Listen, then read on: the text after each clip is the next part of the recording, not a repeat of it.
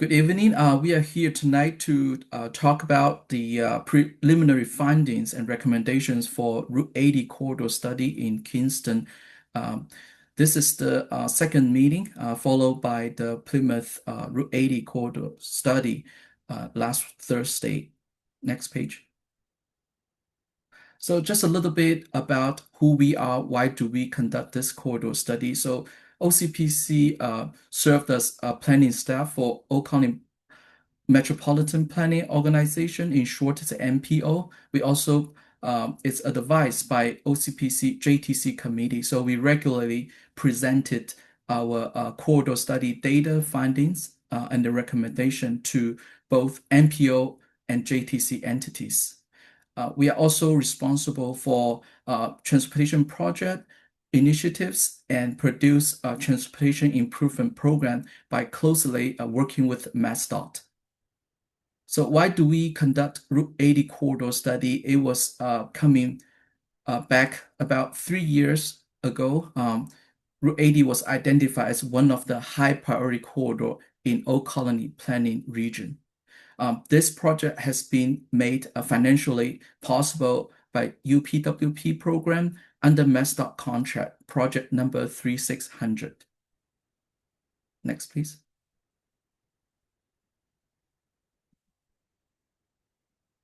Next. Thank you.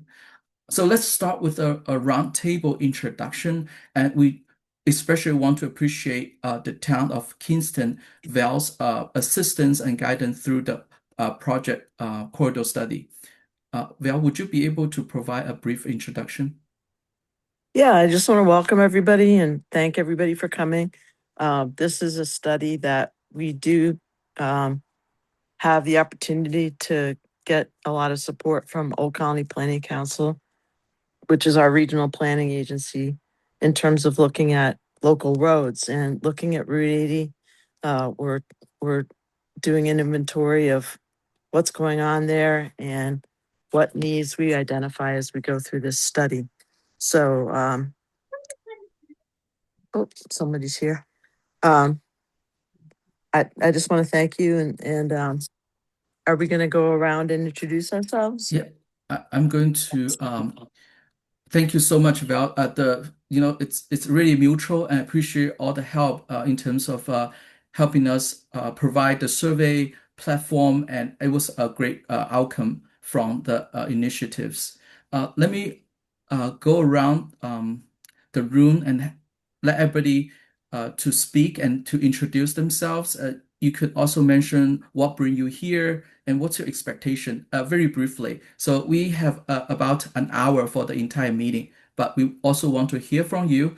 This is the extended opportunity for you to provide input. We also have a lot of opportunity channels have been provided, since last September all the way to the end of September of this year. So the project will be complete by the end of September 30th. So I'm just calling the name. There's no specific order on my screen. Next, Bill McNulty. Thanks, Kushon. Good evening, everyone. My name is Bill McNulty. I'm Principal Transportation Planner with the Old County Planning Council. My specific responsibilities at OCPC are managing the Transportation Improvement Program as well as long-range planning. And I'll hand it off to Charlie. Thank you, Bill. Good evening, everybody. My name is Charles Kilmer. I'm the Deputy Director and Transportation Program Manager here at Old Colony Planning Council, and just like to extend a sincere thank you to Val Massar for being a wonderful planning partner in studies like this and other studies that we collaborate on. And just thank you to the town of Kingston as a whole. Pass it off to Sean Bailey. Thank you, Charlie. Good evening, everyone. My name is Sean Bailey. I am one of the senior transportation planners here at Old Colony Planning Council. My primary responsibilities are managing the congestion management process, the traffic data collection program, pavement management systems. I'm one of the drone pilots. I'm involved in the culvert assessment program and also administer the septic loan program for 5 communities. And I will pass it off to Kyle. Thank you, Sean. Good evening, everyone. My name is Kyle Mowat, and I am as well a senior transportation planner here at OCPC. I'll pass it off to, let's go to Matt. Good evening, everyone. Matt Dyer, Senior Transportation Planner here at Old Colony Planning. I focus on climate resiliency and the environment for the most part. I'll pass it off to John Fay. Good evening, everyone. My name is John Fay. I'm Principal Planner of Special Projects at OCPC. I think that covers OCPC staff. And if I can, I'll just jump in, and I think I forgot to say I'm the town planner for Kingston. And I noticed that our Board of Selectmen Chair, Kimberly Amberg, has joined us, and just want to acknowledge that she's here. Thanks again. Thank you. On my screen, Peter Brown, would you be able to introduce yourself?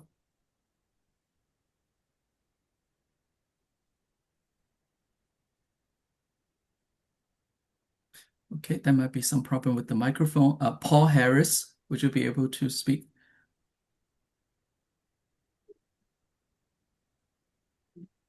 Great. Oh, Could you yes. introduce yourself? Thank you. Yeah, I find myself on the end of Brook Street. Just want to introduce. Yeah, and I just live at the end of Brook Street, and I see the traffic here and the lack of speed consideration, and it's just a horrible place to try and walk with our dog. Everybody, please. Thank you, Paul. Yeah. Next, Earl Sutton.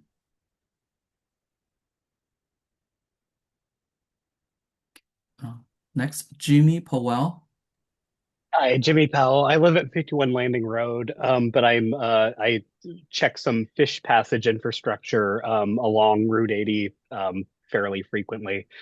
And I'm a cyclist by primary mode of transportation, my primary interest.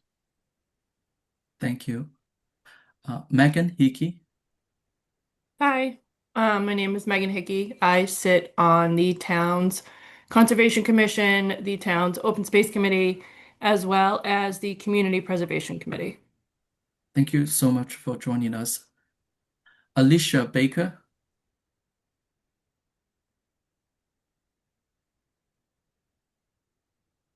Okay.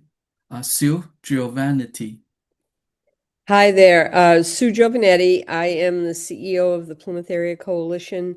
We're located at 149 Bishops Highway. So we certainly we have an interest in the plans for Route 80 as well. But I also know the area very well, as I've worked at Sacred Heart on an administrative level for over 30 years. So I know that area well, and actually I lived on the property out there, so I've kind of been familiar with it for 50 years. So thank you. Grateful for the opportunity to get updated. Thank you. Thanks for joining us. Joe Falconari. Yeah, hi, Joe Falconari. I'm the land steward for Northeast Wilderness Trust. We own and manage the Muddy Pond Wilderness Preserve, which is 322 acres along Route 80. So I have a vested interest in this conversation and what your goals are and overall what the plan is with this initiative. Thank you, Joe. Judith Barber. Yes, my name is Judith Barber, and I'm the chair of the West Plymouth Steering Committee. I did attend last week's session. We are very interested in Route 80 and its impact on the community, and look forward to seeing what kinds of results you can produce for us. Great, thank you. Kimberly.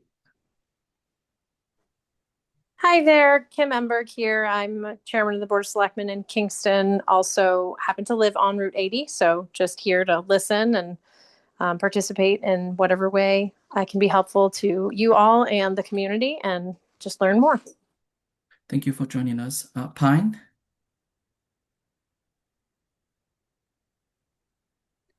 Hi, Pine du Bois, 93 Elm Street. We've been here 30 years. I'm here with my partner, Peggy Gallagher.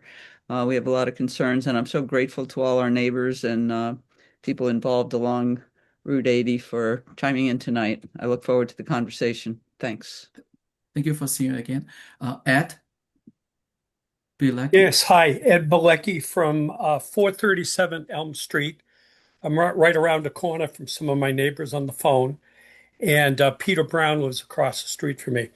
We're at just towards the end, coming down Elm, going south to the turn onto Bishop's Highway. We've had a lot of accidents here, as I put in my summary. I just wanted to reiterate that. And I'm really thankful that you all are working on this project and really want to be as supportive as we can here and with our neighbors. There's some serious issues with speed coming down to that left. And we have a young family and a adult with autism. And so there's a lot of people that come and go from our driveway. It's very treacherous sometimes. So I really appreciate your work and what comes out of this. Thank you. Thank you, Ed. Susan Wentworth. Hi, I'm Susan Wentworth, and I live in Plymouth, and I'm a Precinct 13 town meeting member. I am on the corner of Kristen Road and Route 80 there in Plymouth. I did participate in last week's session, and I just wanted to hop in here and see if Kingston has kind of the same concerns that we have. Thank you, Susan. So let's conclude the introduction. If I miss anyone, I apologize. You're free to put any comments, introduction on the text box, and Sean will be helping to communicate. So let's hop on to our agenda tonight. So tonight, this is a wonderful group. I've really heard great things and consistent with our finding, our data collection and analysis. So tonight we're going to briefly provide overview. We try to cover all the details, but we are going to do it in more macro level. So meaning that we are going to be comprehensive tonight. So we are not discussing any project improvement or any design particularly, but we are having a corridor study that fit into the objectives. We evaluate the existing condition, what's the near future like, what are those improvement alternatives that stakeholders can consider, including MassDOT, the town, and the community. So we're going to talk about the public survey. I appreciate a lot of you already provide the input for our survey. So we did our in-house analysis. So this combined together. So that's the findings that we have tonight. So we're going to talk about the key intersections. I've heard a couple key intersections, Brook Street. We actually have those data to show the safety condition as well as Sacred Heart Elementary Schools. Next, please. Next. Okay, so this is a map, really busy. Just outlined where is Route 80 corridor. So it starts from the north. It's Route 3A with Brook Street intersection. It covers about totally 5 miles in Kingston. And among those segments, about 2.5 miles is under Kingston, and the rest is under MassDOT. So you can see from the red arrow indicating the start of MassDOT jurisdiction. So in total, there are 3 traffic signals. Only one is installed in the Kingston intersection at Route 3A.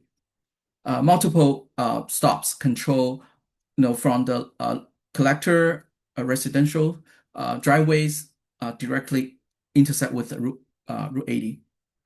The roadway is federally classified as a minor arterial road with general 2-lane layout, 1 lane at each direction. Most area is no passing zones. The post limit is varied from, school zone 20 mile per hour to 45 mile per hour. So I would say it stays most higher end of the traffic speed zones. As you can see, I put a couple labels on it. This is done by drive-through dash cam recording. It does have traffic speed zone under the MassDOT jurisdiction.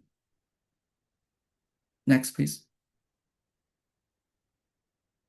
I need to point out that there are two major bicycling activity routes along Route 80. If you see the red arrow on the left bottom map, it's showing the Claire Saltonstall Bikeway. And on the right-hand side, it's the Bay Circuit Trail. It's not directly connected with Route 80. It's through about 500 feet, a sidewalk, a roadway connected to Bay Circuit Trail. So there is a demand. There's a demand. It's a popular bicycling route. As I heard someone before, it's an active bicyclist. I thought this is going to be very helpful for you. Next, please.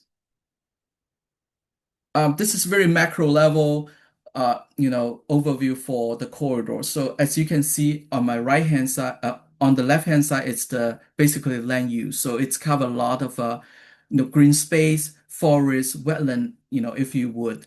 On the right-hand side, it's the zoning. So it's the entire area it's classified or zoned as a residential along Route 80. We can see a lot of commercial or business on the Plymouth side, but in Kingston, it's particularly more focusing on residential.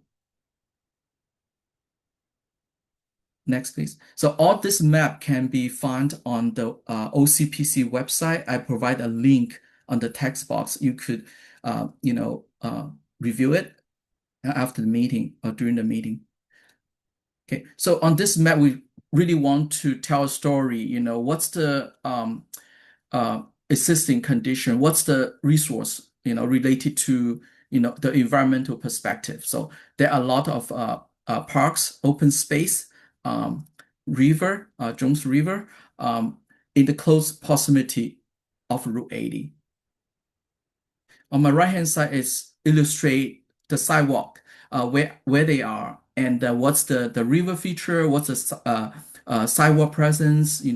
It's part of our study is review the accessibility connectivity with sidewalk rather than just a highway. Next, please. And from the survey answers, we heard question about pavement conditions. It's part of the roadway safety and basically a driving comfort level. So we found that most of the area along Route 80, the pavement condition is decent. It's under good condition, except a very small segment south of Indian Pond Road, north of Route 44. So other than that, the entirety of the roadway is under good condition. On the right-hand side, we start transition to the operation. What's the traffic look like? So this is busy map. So it shows what's the daily volume for Route 80. As you can see, the volume in Kingston side, it's range from higher 3,000 to 5,000. It has never been to any roadway carries significant amount of traffic. But that also allude to traffic speeding, the speed that could lower the quality of bicycling or walking activities. As you can see on the map, we also illustrate what's the 85 percentile speed. 85 percentile speed is important factor for determining the post speed limit. So conventionally, I think nowadays still following the same way, what's the 85 percentile speed? So if it's 40, 45, the speed limit could be 45 miles per hour. It's not necessarily safe for pedestrians, but this is how the traffic will operate as normal. Okay. We also include, I just want to explain the truck volume. On the map, you can see the HV percentage. That's a heavy vehicle. We usually call it a truck percentage. For all those vehicles, it's larger or equal to or than school bus. We consider it's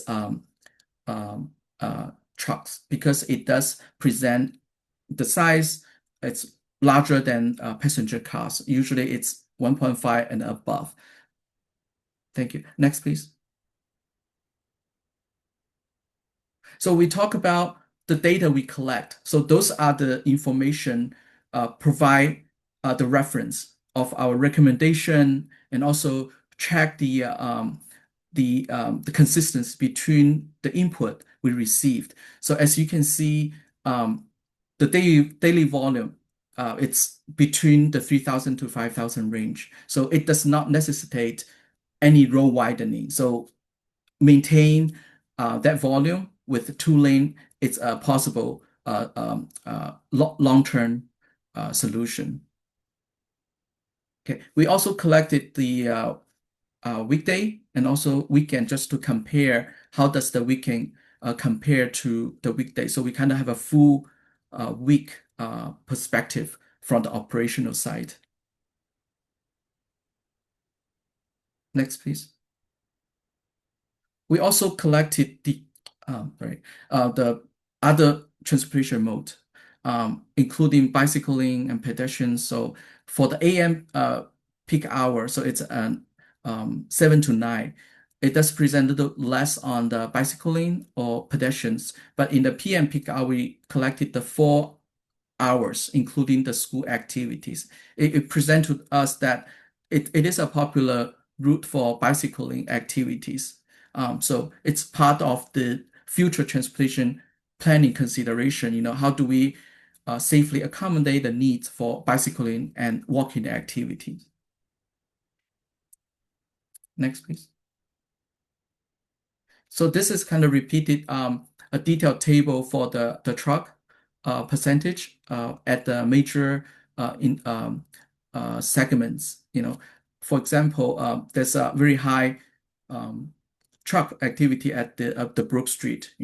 So it kind of tells story. The closer you are to the higher functional class roadway, you have more trucks. Next, please. Let's pause here. Do I have any questions or any suggestions? Like I said, we want to make this more conversational. I'm happy to answer any question.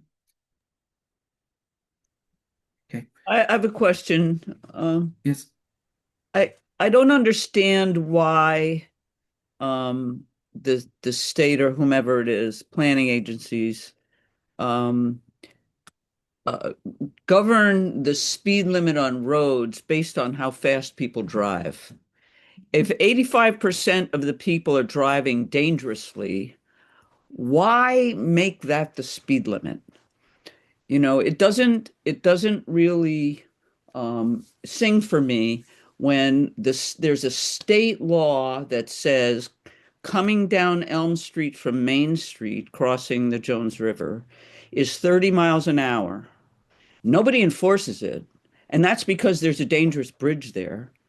And then trucks and everyone go up the hill just as fast as they can, and it's blind curves and everything. And coming down the hill is worse, and taking a right on Brook Street. It's terrible. And I just think that has to be looked at from a planner's point of view. You don't reward dangerous behavior. That's all I'm saying. Thank you, Pine. Thank you for your comment. So we're going to record your comment. Like I said, from our data collection and the field study audit, we do find speeding. It's one of the recommendation we'll propose. This is very common. Speeding is probably one of the key reason for crash, and the safe system, the Vision Zero also concur that speeding create the energy that one of the leading reason for severity and frequency of collisions. Thank you for your comments. So I cannot answer. Go ahead. Sorry. No, this is Ed. I just wanted to say down at the other end from Pine, where people are coming around a curve where you can't see in front of you till you get around the curve and come down to Bishop's Highway and to take the left. It's the same thing. I think if I'm looking at your map correctly, it's 45 coming down is that correct? Coming down from that turn, and people are flying down here. I've had the Kingston police have been wonderful in past years to try to help a little bit with that, but it's just so dangerous. And some people have to really stop hard when they go to take the left down to where some of our neighbors are on Bishop's Highway. So I just wanted to mention the same thing that, and my other quick question was the possibility of, we've been lucky, at least in our section and another section up the road here, where we've been able to have sidewalks put in with the help of some couple developments that were put in. And it's wonderful, but it would be wonderful to have it be able to walk right up to 106 to go to the churches or the library or, and the bike opportunities would be wonderful too. Thank you. This is Sue Giovanetti from the coalition. I have a question as far as there's increased development now going on to Route 80. Where does that influx of traffic that will obviously happen, where does that fall into all of this planning? I appreciate that question, Sue. I'm a travel demand modeler for OCPC region. So what we do is we apply 1% traffic growth onto our future scenario analysis, and the community will provide any planned approved or the future development along Route 80. So we will use a traffic analysis tool to project the impact to the intersections. For example, level of service, what kind of delay it causes. In terms of the traffic safety projection, it's gonna to be harder to predict.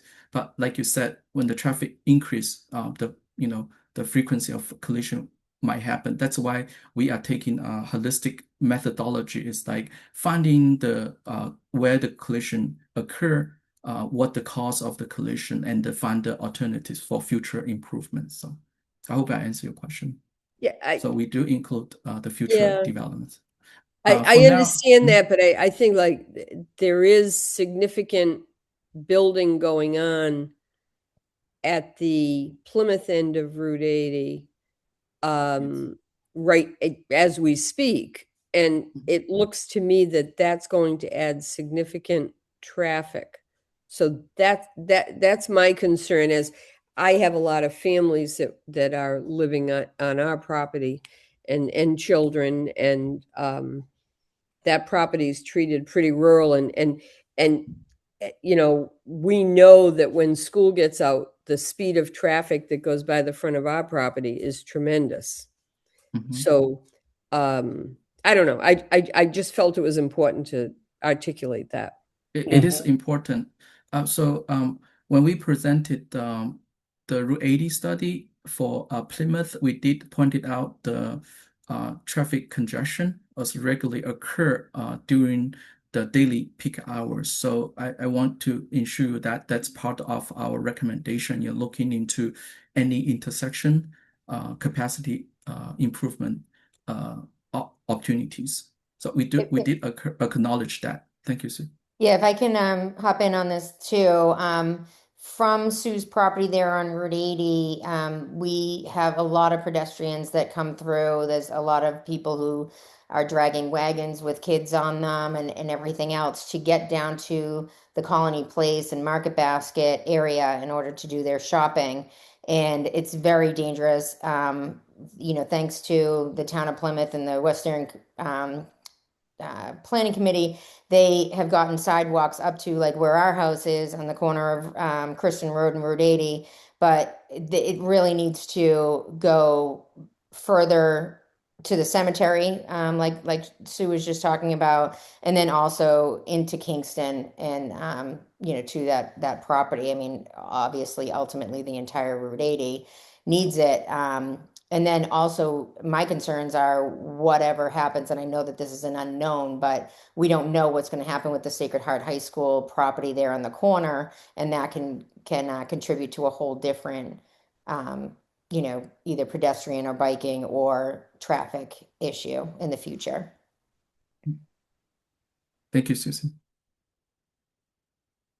Okay, great discussion and conversation. And let's move on.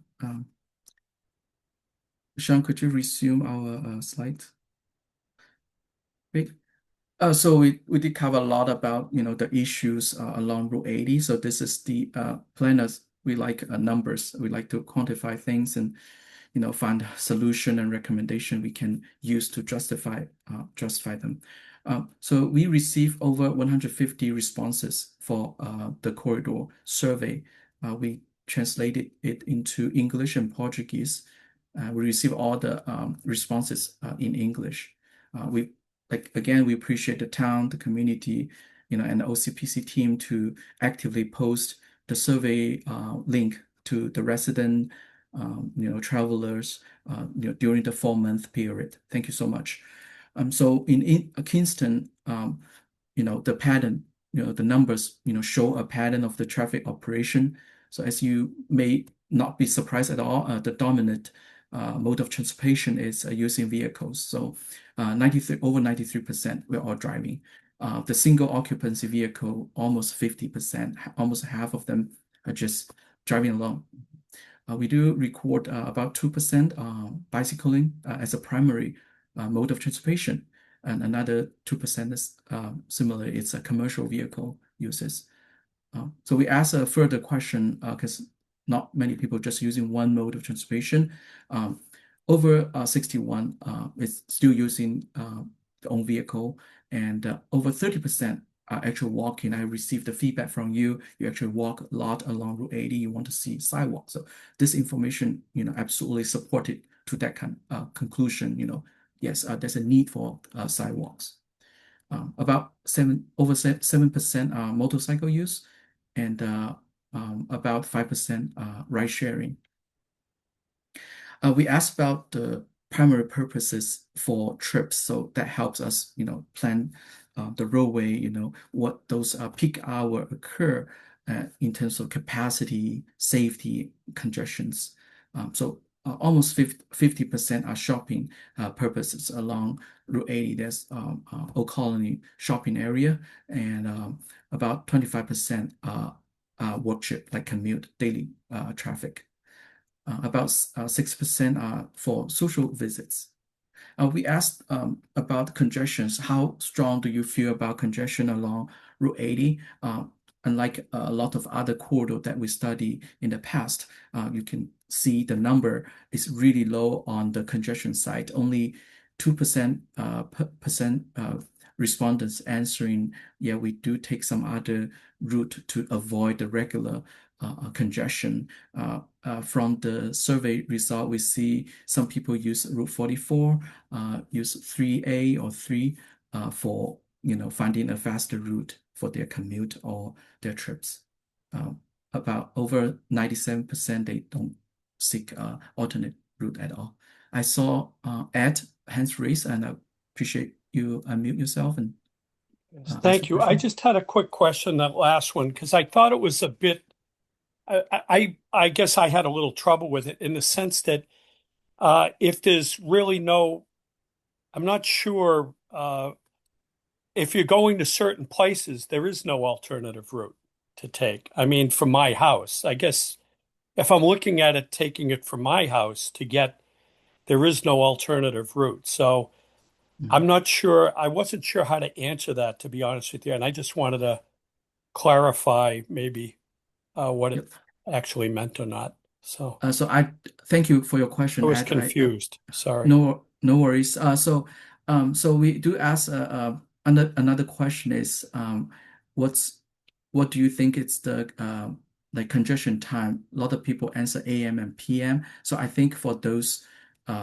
people who answer yes, they might commute not only from and along Route 80. Some might come from north of Kingston, for example, maybe south of Plymouth. They don't necessarily come in from and to within Route 80. So that's the best answer I can give to you. I did not read every single responses, but that's how I imagine. There's really not much concern about the regular like recurring congestion along Route 80. So I don't I want see. to Thank you. no problem. So just a side note, if you want to meet with our team, feel free to contact me. We can have maybe a brief Zoom meeting or team meeting with you. We are very happy to answer all the detail with you. But from tonight, we want to cover all the general questions, those key points for us to prepare the draft report. Thank you, Ed. Next, please.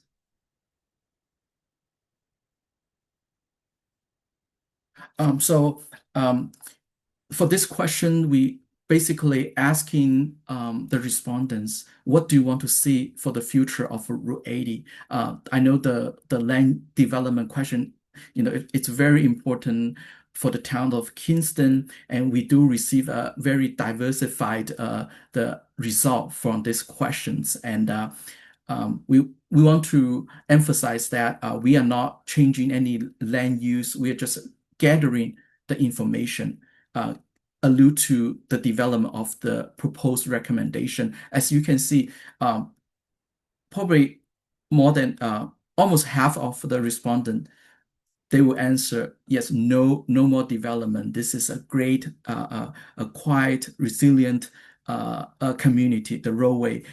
You want to keep the same way like today. So as you can see, 42%, they don't agree with the initial proposed from us. The mixed use is one of the land use development, meaning you have residential and some commercial. So it's more transit-oriented development to say. So the percentage of respondents for mixed use and transit-oriented are very relatively high. So if you combine them, it's almost 50%.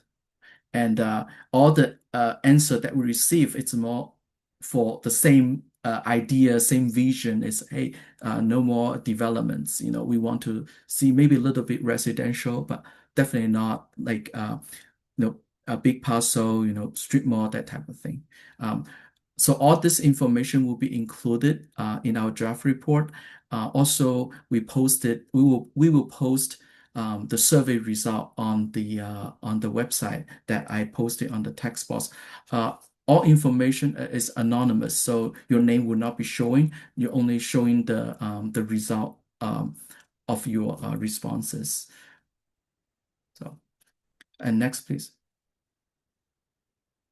So we asked this question for all our corridor studies, is what do you want to see in terms of the transportation facilities?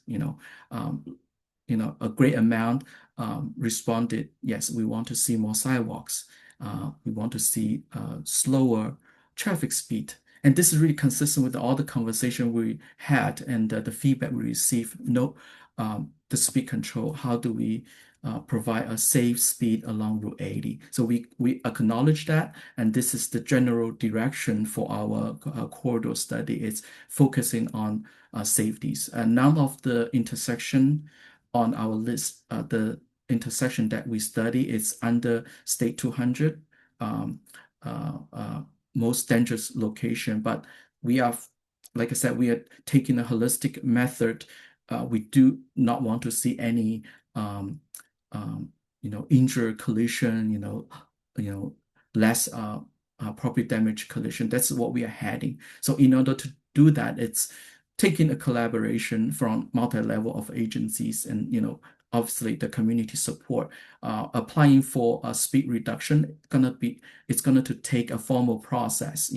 This report could be part of the evidence, the support for this type of initiative, but it has to work with the district office, MassDOT district office, and the community, the town.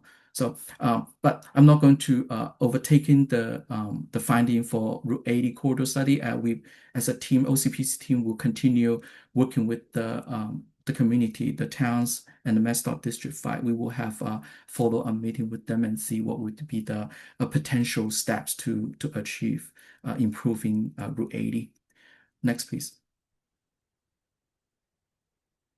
Okay, we spoke a lot about operation, like a volume. So this is really come down to the traffic collisions. So we in-house develop a heat map by including all the crashes occur in the last 5 full years from 2021 to 2025. So it's after COVID impact. So it gradually pick up the speed and the volume.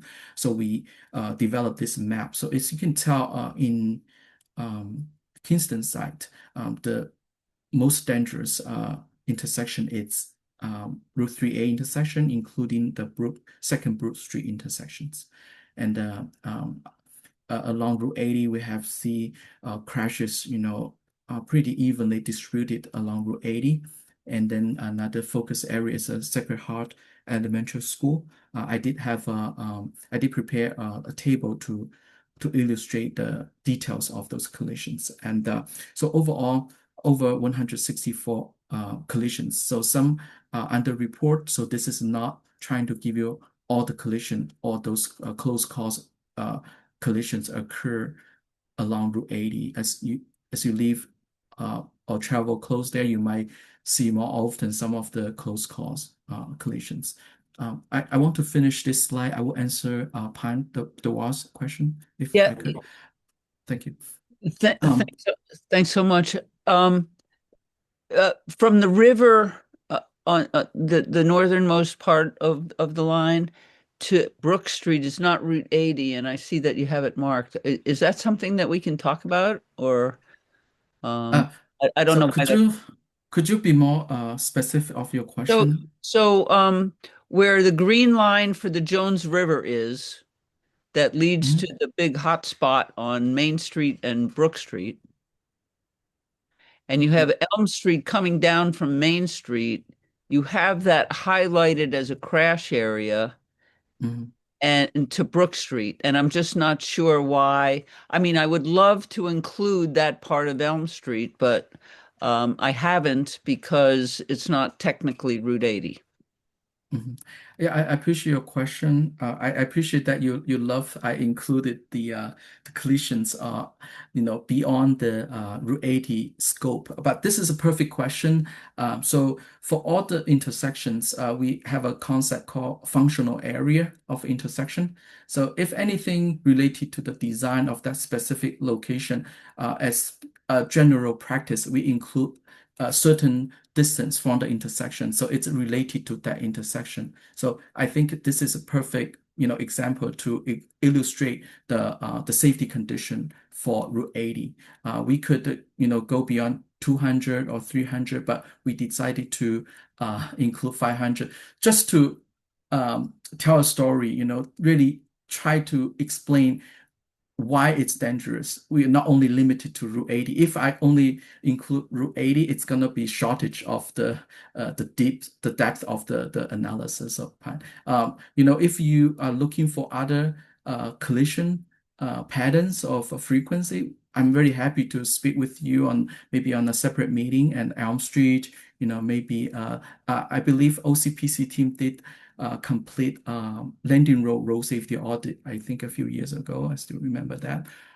So yeah, I hope I answered your question. We still got to talk about that one too. Yeah, unfortunately tonight we're not going to talk about landing road. I want to focus all my time and get Route 80.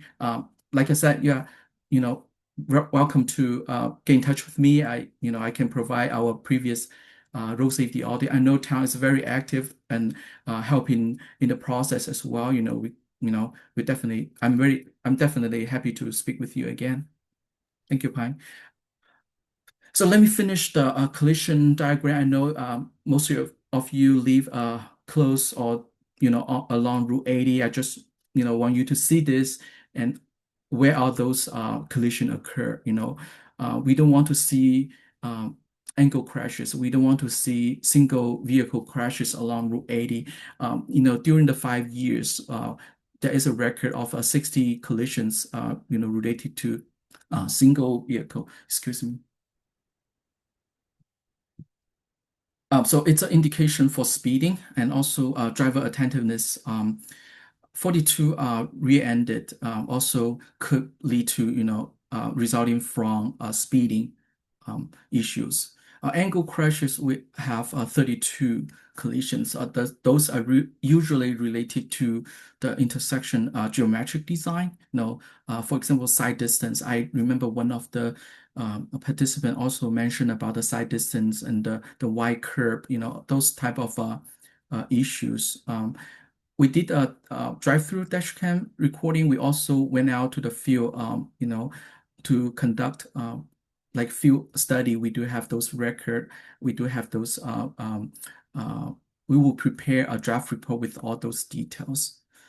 Severity. There are 47 injury-related collisions. That seemed to be high to me. Almost like 1/3 of the collision are injury related, and the rest is 117 property damage only collisions. So this kind of. But how many deaths?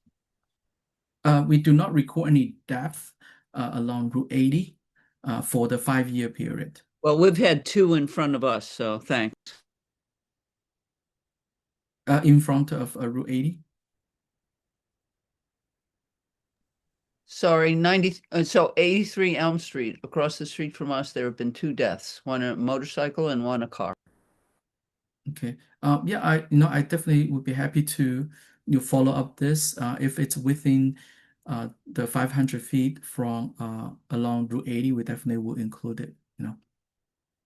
We just have to verify the information. Thank you, Pine. Yeah, it's on Route 80. Yeah. Thank you. All right. Next. Okay, so like I said, I will provide a little bit more details about those intersections. We talk about Brook Street at 3A. It presented 12 collisions for the 5 years. The crash rate is 0.33. So the state has signalized intersection crash rate average, which is 0.78. So it's not above the average. However, though, the intersection, as we have been out there and we recorded a few items for improvement considerations. As you move down to Second Brook Street, very similar to Route 3A in terms of the crash rate. And Country Club Way, which presented a lot higher crash rate. And by reviewing the data, a lot of crashes, specifically, it's related to single vehicle. They might happen to occur at the intersection, not necessarily the geometric problem. But like I said, we did the intersection drive-through, and we will record the potential improvement strategies for this location. Elm Street, I heard someone mention about Elm Street. There are totally 6 crashes for 5 years, and the crash rate is a little bit higher. And the intersection, like I said, if any angle crashes, it could be related to the side distance, the driver reaction time, and intersection design. So it presents a relatively wider, perspective for safety improvement, including the angle crashes, rear-end crashes, and side swipe, and also single vehicle crashes. So moving down, the Indian Point Road has 6. Elm Street had 3. I'm sorry. So Millgate have 3 as well. That also had 50% single vehicle crashes. Okay, and so the intersection between 7 and 11 seem to be lower than the others. However, that doesn't mean that it does not need any safety improvement. It's just the part of the corridor-wide strategy. For example, the speeding management. So those are the main recommendations we will offer. So the crash rate has been calculated by projecting the peak hour volume to 5 years volume. So this data, it's used for this corridor study, it does not follow the exact same data because we do not have the exact same data as the state. But this is it's gonna be good for understanding the Route 80 corridor. I hope that makes sense. Okay, so for Sacred Heart Elementary School, we heard it's mentioned earlier. So there are a few driveways for Sacred Heart Elementary School. In total, there were 3 collisions for 5 years, and majority are single vehicle crashes and 1 sideswipe. Like I hate to repeat, but looks like the speeding or driver attentiveness could be the main reason for those collisions. So the last one in Kingston, the southern part is a Bishop Highway and a Parting Road. It has a direct access from Sacred Heart High School. In the last 5 years, only 2 collisions were recorded. It resulted in a 0.19 crash rate, and 1 sideswipe and 1 single vehicle collisions. So when we look at this table, I think most alarming is the number of injury collisions. They seem to be high. Yep. I'm sorry to interrupt. This is No. Sue Giovanetti from the coalition.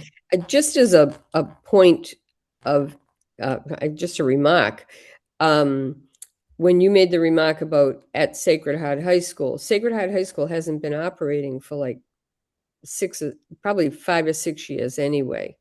So those numbers are definitely skewed in that the level of entry from that site is nowhere near what it would be for a building of that size, which my understanding is now that's been sold. So I guess when I look, this is wonderful data. But again, my concern that the current development situation is going to impact some of this data. I'm just throwing that out there. That particular intersection, and I can say 55 years I've been out on that road. The amount of traffic and almost accidents is phenomenal at where Route 80 intersects the parting ways. So I think it's a very, very, you have people coming up a hill, people coming down the Plymouth side of Route 80 at a fast rate of speed, and now the new cemetery, and then people coming from the Kingston side of Route 80. So there's a lot going on at that particular intersection with just a flashing light. Thank you, Stu. I appreciate your comments. So I want to be able to complete the meeting at 7:30. So I'm going to run through the slides. So I don't want to host your hostage. If you need to leave by 7:30, it's fine, and I can just stay a little bit longer to answer any questions. So that's a great point, and we did conduct a few study at that location. The intersection is currently operate with the ambient light, a flashing light, yellow on the Route 80 side, and then red on the from southbound or westbound, if you would. And we are evaluating the existing condition. Unless we receive any information for particular project in the future, we can include into our future. I think this project, just like any others, when we evaluate the condition for intersections or corridor, we use the current data. We do not, just make up something that does not exist. But like I said, any future plans, we will be happy to include in our draft report. For example, if any traffic increase directly into the intersection, we will add those trips into the study. So that's our plan. I think I already mentioned that, but like I said, I appreciate all the comments. Next, please.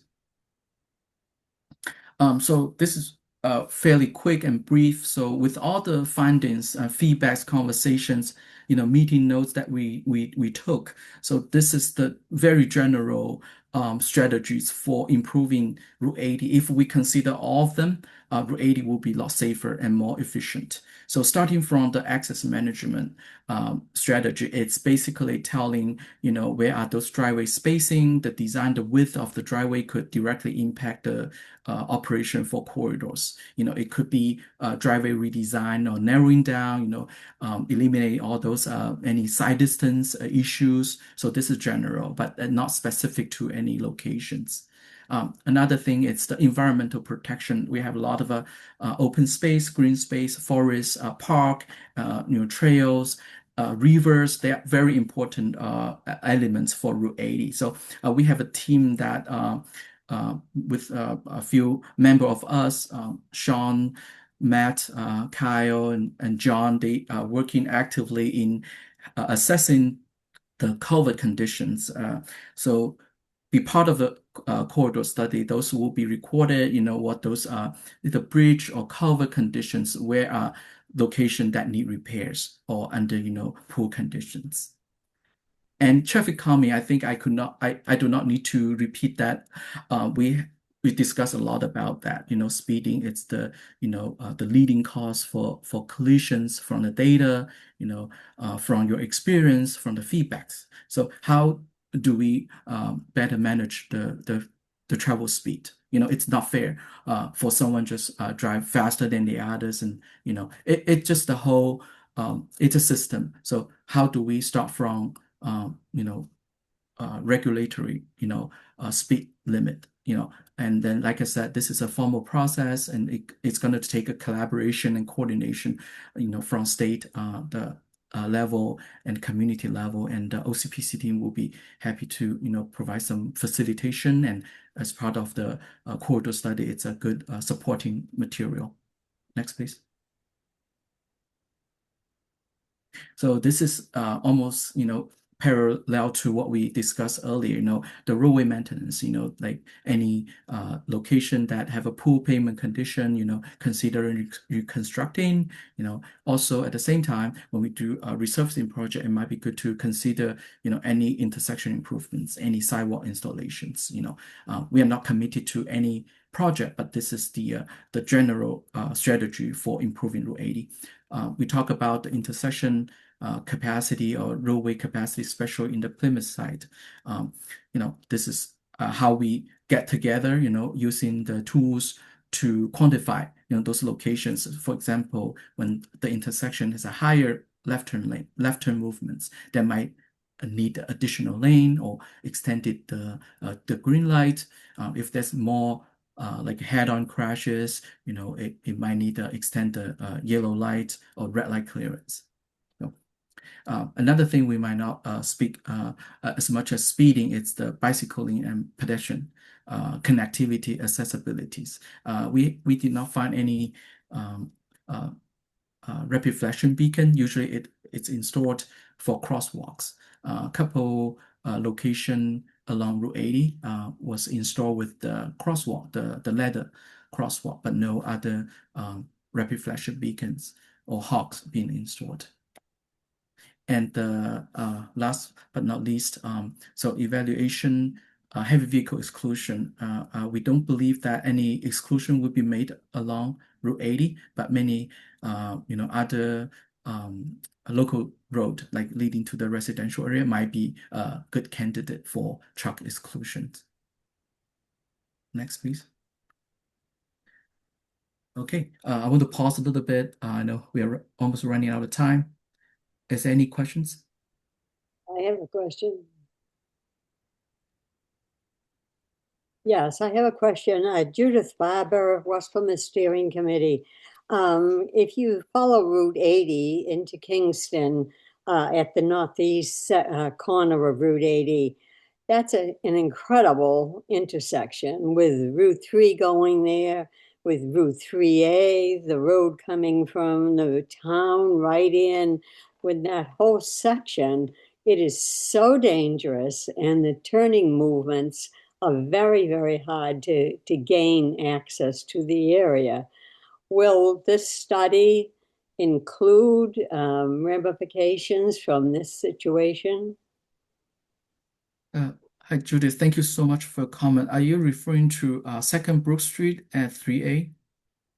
Yes, the road names I'm sorry, I'm not as familiar with, but if you're coming out of town, following that road down, you get on to 3A there. And there's a road to Duxbury, the 3A goes through, and Route 80, all within a very close area. Mhm. Yeah, I hope I can answer the question, but I will reach out to you by email. I'm Val, you have to answer this? I just want to offer up that what we do with these studies is we try to work with the state on their roads, and it takes local investment. Like we've gone to town meeting in the past to get funding to do some initial work, to try to encourage some coordination with the tip. It takes a long time, but then we can try to work with the state or apply for grants with the state to try to make improvements. But it is difficult with these being state controlled roads. And we will need investment from town meeting to look at some of these intersections. Thank you so much, Val. Pine, I see your hands up. Feel free Yeah, to speak. thanks very much. To what Val just said, 2.5 miles is in Kingston, so it sounds like, we have the entirety of Elm Street. And the other thing is that Elm Street is classified as a scenic road in Kingston. And so I think that we should, given that it's not, it shouldn't be just a throughway for all the commercial traffic. The trucks are really a heavy load here. I understand that that this is the way through to get where they have to go, but they shouldn't be traveling as fast as they are because they're really big. And the turns, there's a lot of turns on it, there's a lot of hills on it, and it's a scenic road and it's a bike path, as you've said. And we have considerable amount of open space along this that I believe requires more, crosswalks, more slow down, open space ahead or whatever.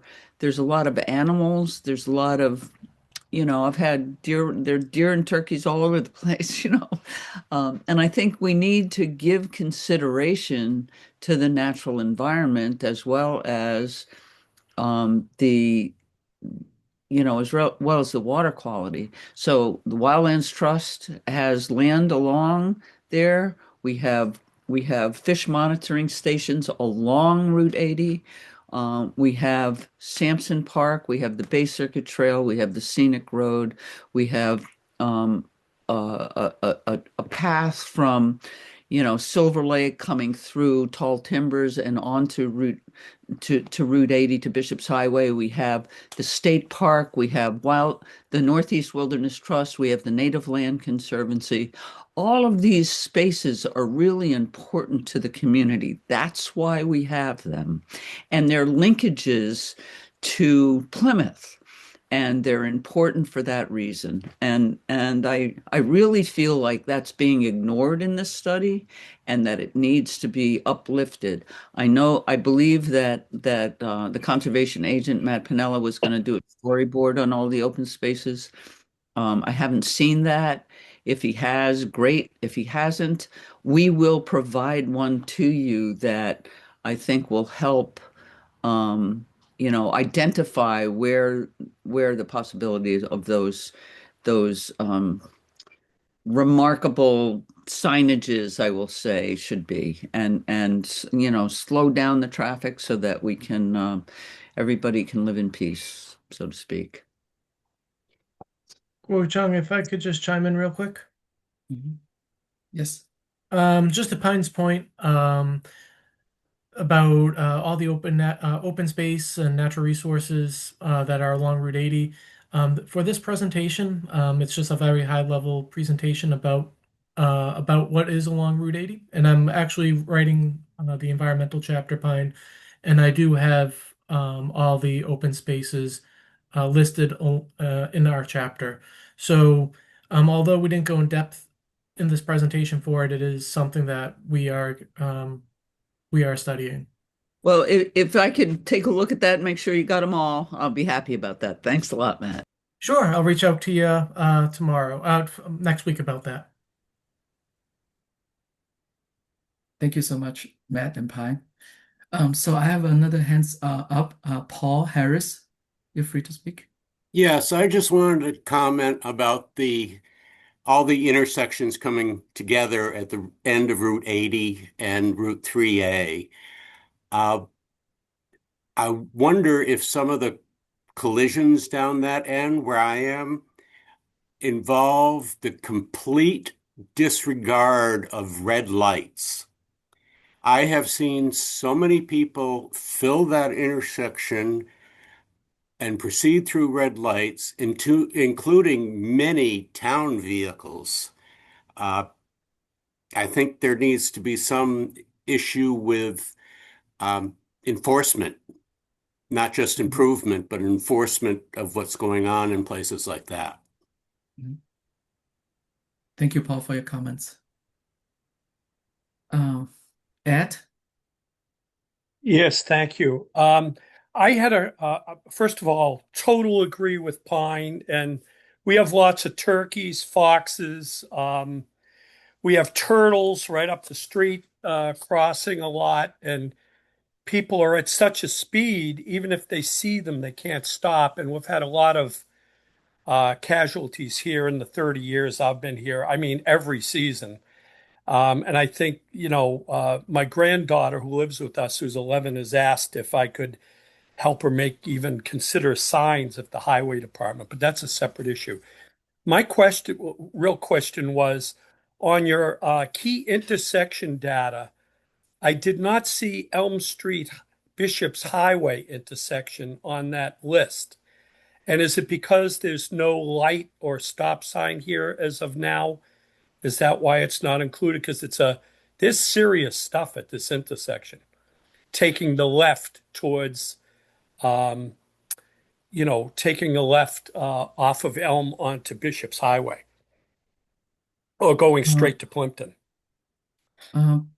I believe we include Bishop and Elm Street. Ed, when you say Bishop Highway, you mean Indian Pond Road, right? Indian they may Pond Road. think of it differently. Oh, is that what it is? It's still Indian Pond. Indian Pond Road. And then when Indian Pond takes that left, straight ahead of you towards Sacred Heart is Bishop's Highway. Yep. Okay, so right around the corner is Indian Pond. Yeah, I get it mixed up sometimes still. No worries. Okay, thank you. Yeah. Got it. Yeah, if there's any street naming, local custom, I can, modify the street name, but it should be on the west side, the west end, the corner. It's just an odd intersection. So there's a stop sign at the end of what's Indian Pond Road, but it looks like a straight road there into Bishop's Highway. So there's a stop sign. You can see it there in both locations on that map. Right. I see it. Thank you. Great. Thank you, Kimberly, for answering the question.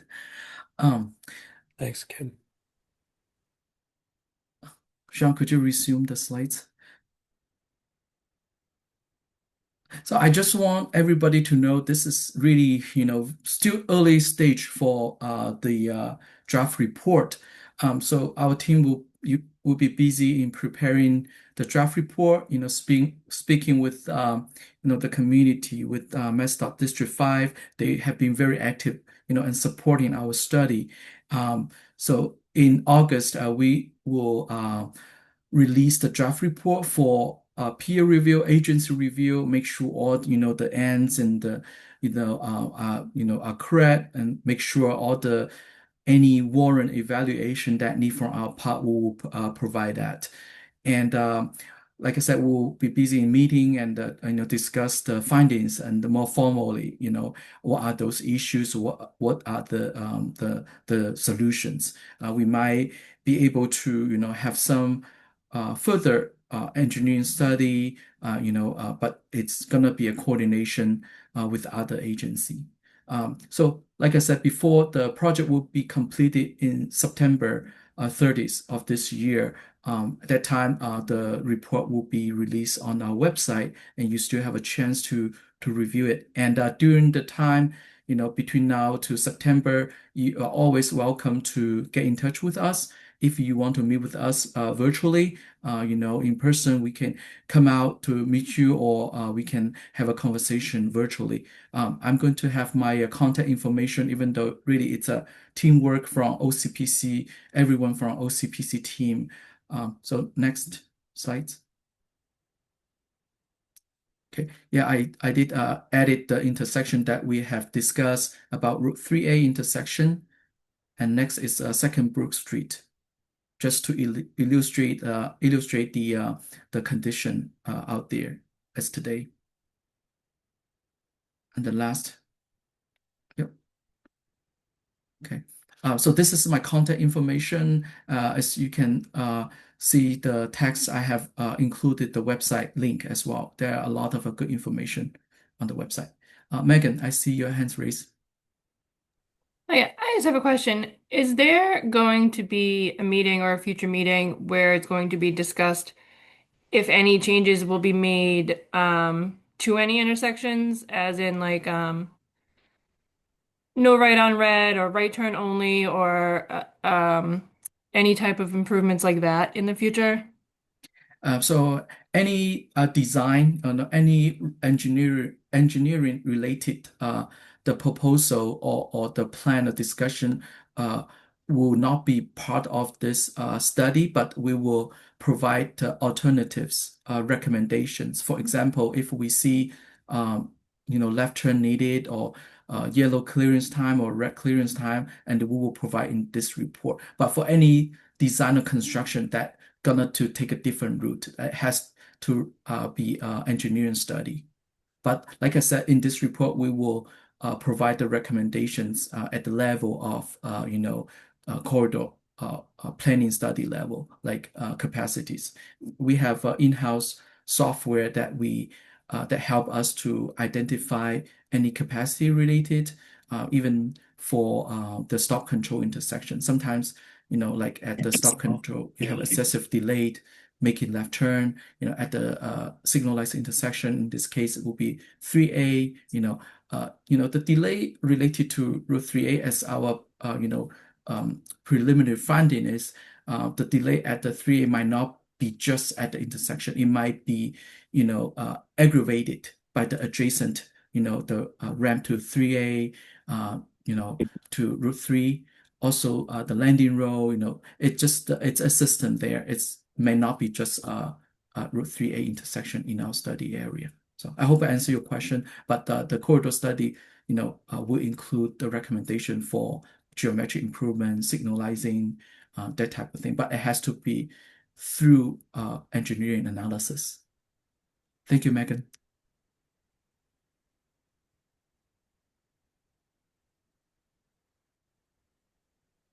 Okay, that includes our formal public informational meeting for Route 80 in Kingston. This is a wonderful group, lot of knowledge, expertise. We really appreciate it, and you are, you really the driven force for a good corridor study. As a team, we really appreciate that. So we will hang around for a few more minutes. I'm going to have Sean to stop recording. So like I said, you could, hang around if you want to